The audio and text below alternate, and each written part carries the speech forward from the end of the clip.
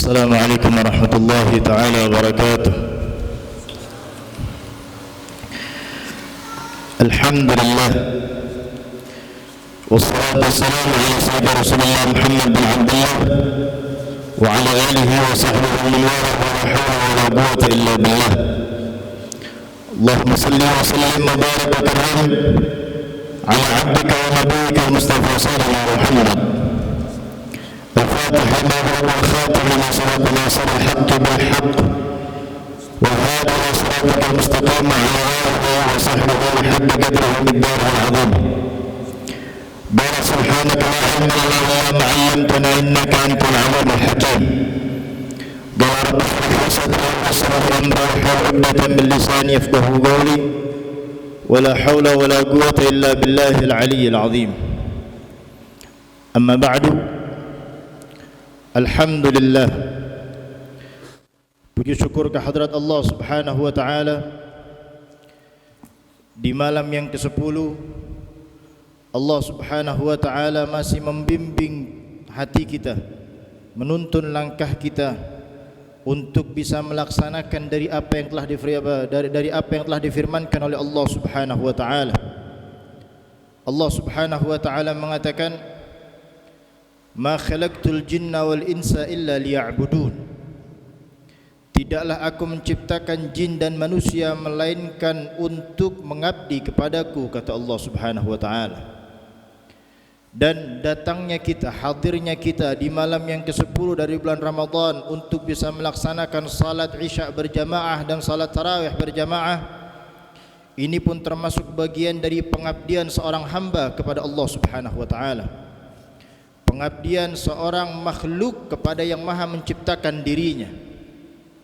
Dan sesungguhnya Allah Subhanahu wa taala mengatakan hal tersebut, beliau ingin memberitahu kepada diri kita, ingin mengisyaratkan kepada diri kita bahwasanya kehidupan dunia ini adalah titipan dari Allah Subhanahu wa taala. Kehidupan di dunia memiliki expired dan masa aktif, sehingga Allah Subhanahu wa taala beliau mengatakan, "Ma khalaqtul jinna wal insa illa liya'budun." Tidaklah aku menciptakan jin dan manusia melainkan hanya untuk mengabdi kepadaku, kata Allah. Seorang hamba ketika dirinya mengabdikan kepada Allah Subhanahu wa taala, menandakan di dalam hatinya terdapat cahaya iman, dan dia merasakan, memahami bahwasanya kehidupan di dalam dunia ini adalah sementara. Di dalam kehidupan dunia tidak ada yang memiliki keabadian. Di dalam kehidupan dunia tidak ada yang memiliki yang selama-lamanya.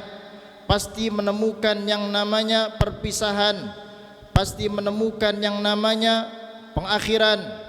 Dan ketika diri kita berpisah dari kehidupan dunia ini, apa yang kita perlukan ketika diri kita menghadap kepada Allah Subhanahu wa taala? Yaitu ibadah kepada Allah Subhanahu wa taala, amal saleh. Maka gunakanlah kesempatan yang begitu sebentar yang Allah Subhanahu wa taala berikan kepada diri kita untuk hidup di atas muka buminya. Nabi Muhammad Rasulullah sallallahu alaihi wa ala alihi wasallam beliau mengatakan, umur dari umatku antara 60 sampai 70, kata Nabi sallallahu alaihi wasallam. Antara 60 sampai 70, kata Nabi sallallahu alaihi wasallam. Kalau seandainya Nabi Muhammad Rasul sallallahu alaihi wasallam beliau mengatakan, kalau seandainya Allah izinkan pendengaran kita, penglihatan kita untuk bisa mendengar jeritan orang-orang yang sudah masuk ke alam kubur, melihat keadaan orang-orang yang sudah masuk ke alam kubur, maka niscaya diri kita tidak akan mencari apapun yang bernilai, tidak ada keabadian di sisi Allah Subhanahu wa taala. Itu Nabi sallallahu alaihi wasallam beliau mengatakan, orang-orang ahli kubur ketika mereka melihat keadaan kita saat ini, mereka mengatakan, sangat beruntungnya kalian karena kalian sudah diberikan izin oleh Allah Subhanahu wa taala untuk beribadah, untuk taat, untuk sujud, untuk melakukan amal saleh. Kalau seandainya Allah Subhanahu wa taala mengizinkan aku untuk kembali kepada dunia, maka niscaya tidak akan aku lewati kesehatanku, umurku, kesempatanku untuk melalaikan dari apa yang telah diperintahkan oleh Allah Subhanahu wa taala. Sehingga orang-orang ahli kubur mereka mengatakan, "Qala rabbirji'ni," wahai Allah, kembalikanlah aku agar aku bisa melakukan ibadah di dalam kehidupan dunia. Maka apa yang kita miliki saat ini pergunakan sebaik mungkin untuk mengabdikan diri kita kepada Allah Subhanahu wa taala. Mengabdikan diri kita kepada Allah Subhanahu wa taala.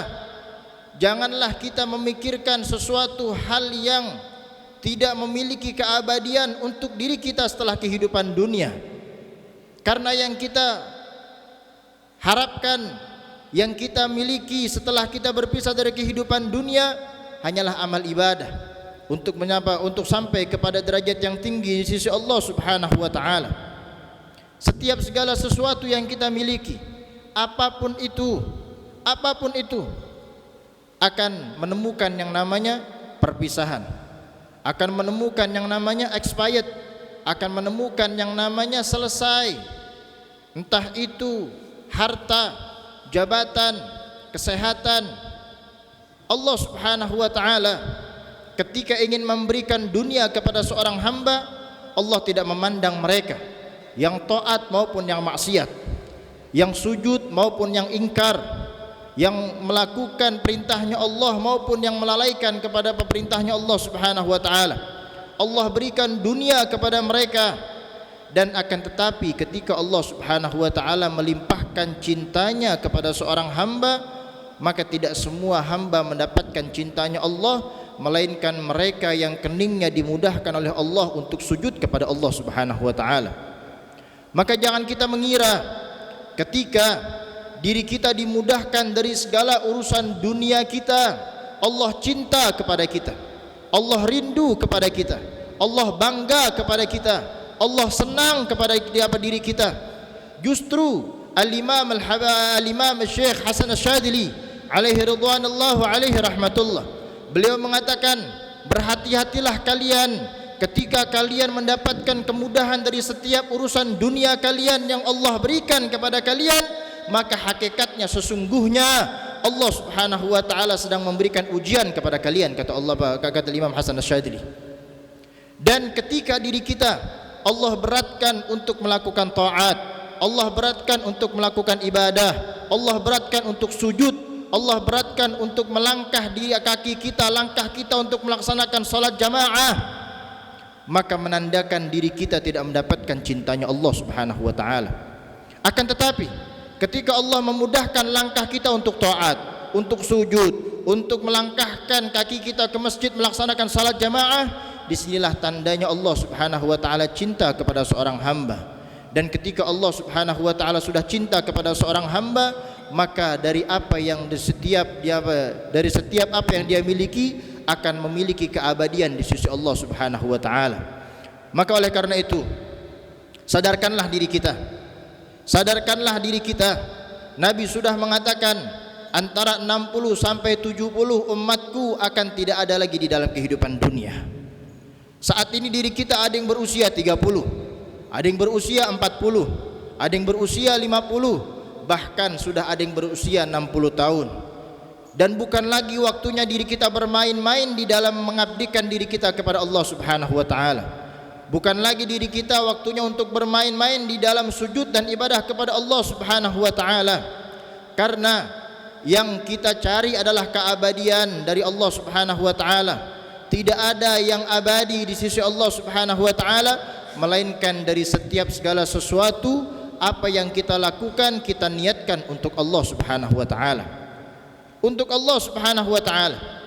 Sekalipun dalam perihal sedekah, sekalipun dalam perihal tilawatul Quran, sekalipun dalam perihal melaksanakan ibadah, ketika dirinya tidak disandarkan untuk diniatkan untuk Allah Subhanahu wa taala, maka itu semua tidak ada nilainya di mata Allah Subhanahu wa taala. Carilah sesuatu yang memiliki keabadian untuk diri kita setelah kehidupan dunia.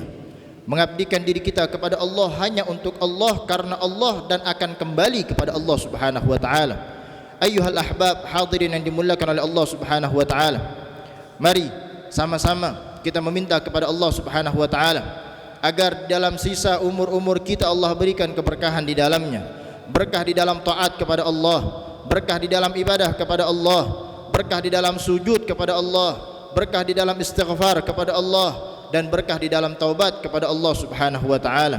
Dan kita juga minta sama Allah Subhanahu wa taala, mudah-mudahan Ramadan yang sudah kita lalui, 9 hari Ramadan sudah kita lalui, mudah-mudahan dari apa yang sudah kita lakukan di dalam ibadah di bulan Ramadan, Allah terima setiap amal ibadah kita, Allah ganjarkan dari setiap amal ibadah kita, dan Allah catat nama-nama kita sebagai hamba-hamba yang berhak mendapatkan pandangan dari Allah, ampunan Allah, dan pembebasan api neraka dari Allah Subhanahu wa taala.